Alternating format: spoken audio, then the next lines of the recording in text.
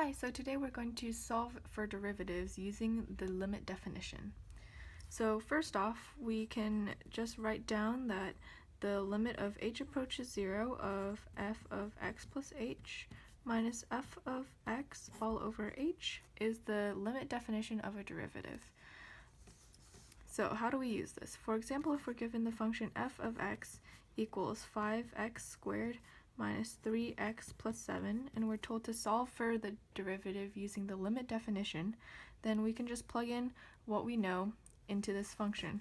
So we have limit of at h approaching 0, and since this is f of x plus h, and this is f of x, we can just plug in x plus h wherever we see x in this function.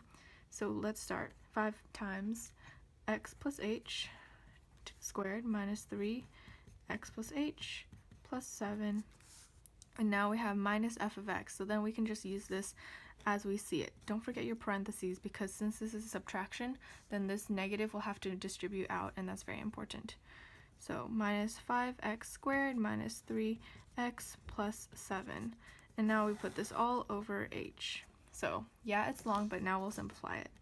So limit of h approaching 0, 5 times, and let's square this binomial, x squared plus 2xh plus h squared minus, distribute this, 3x minus 3h plus 7 minus 5x squared plus 3x minus 7.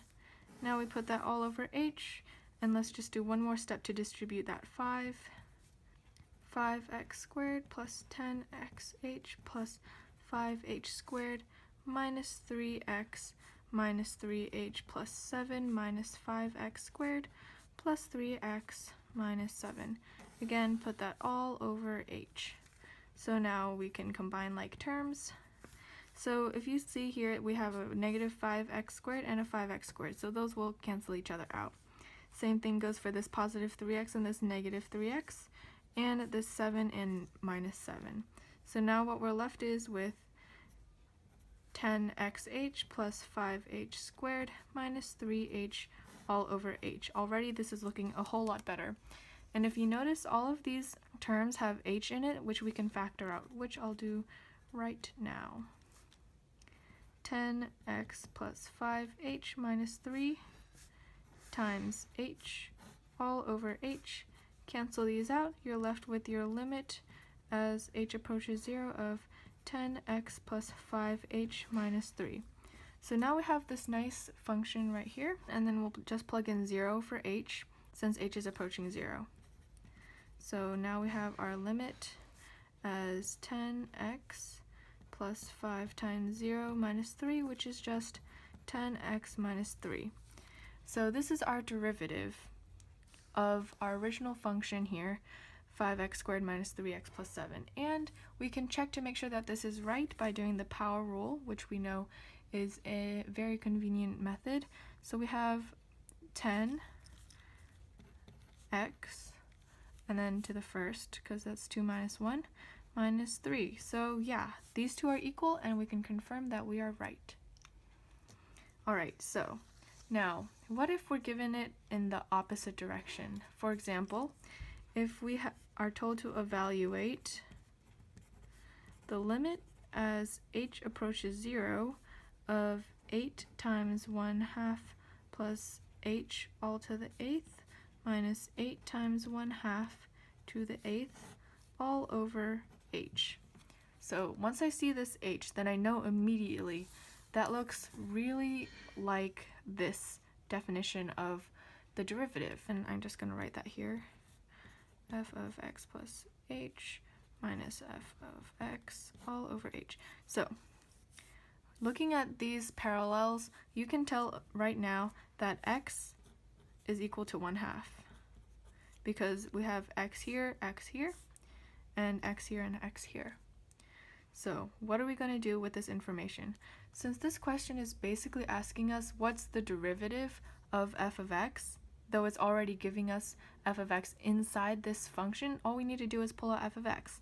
So in this function, since we've decided that these two are parallel, f of x is here, that means that this is f of x as well. It's just that x happens to be 1/2 in this particular instance of the equation. So here we have 8 1/2 to the 8th. Now we can just pull out f of x, which would be 8x to the 8th. So if we want to find the derivative, which is what this question is asking, of f of x, then here we can just use the simple power rule, which will give us f prime of x equals 64x to the 7th. Since this function is asking for x at 1/2, then, because that's what we have plugged in this original question, then we can just plug it in right here, 1/2 to the 7th. You could leave it like this, but if you really want to evaluate it, then the easy way to do it is 2 to the 6th, because that's 64. And then since you're moving 2 from the denominator to the numerator, you can put it in the negative exponent. So by power rules, we have adding up the exponents for multiplication, which is 2 to the 6 plus -7, which is 2 to the -1, which is the same as 1/2, which is the derivative of this. Alright, let's try one more. Here we have the limit as x approaches pi over 4 of sine x minus pi over 4 all over x minus pi over 4. Alright, so I don't see any h here. However, this parallel in the x approaching a number and x minus number in the denominator, this reminds me a lot of an alternate definition of the derivative, which is f of x minus f of a all over x minus a. And this limit is as x approaches a. So, since you can see some similarities here, x approaching pi over 4, x approaching a, that means that a is equal to pi over 4. So, but this top, you may say, does not look alike. So what we can do is, since we see an x here, then we know that that should be f of x. So f of a, let's plug that in. So sine of a minus pi over 4, which is when you plug in pi over 4, since that is a, sine of pi over 4 minus pi over 4 is sine of 0, which we know to be 0, so that makes sense why it's not showing up in this original question, because f of x minus 0 is just f of x. So in all of this, we can now determine that f of x is equal to sine of x minus pi over 4.